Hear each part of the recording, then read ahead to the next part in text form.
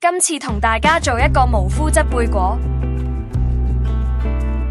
材料有米麵粉、馬鈴薯粉、日本長芋或淮山、乾酵母、糖、鹽。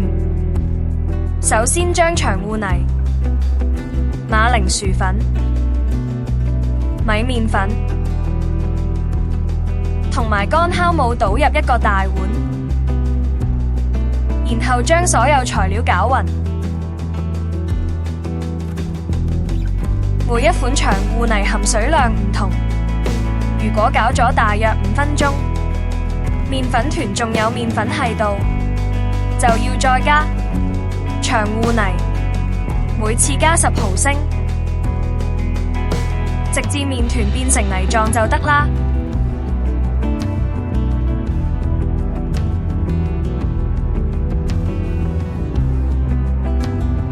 跟住倒入糖、鹽，再攪勻麵團。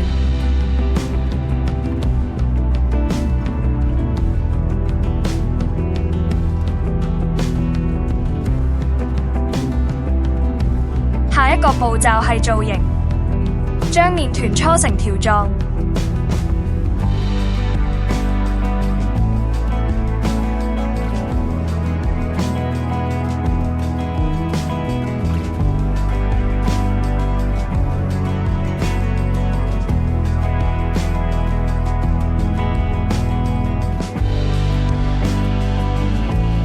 然後捲做一個圓形，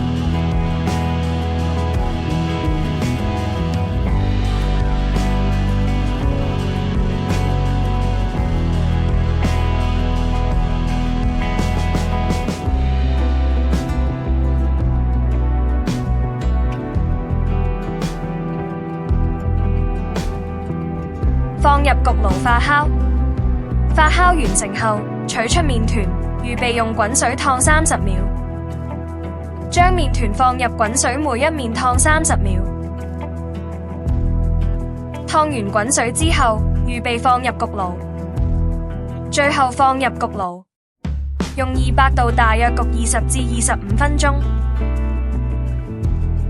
焗好之後放涼就可以儲存在雪櫃。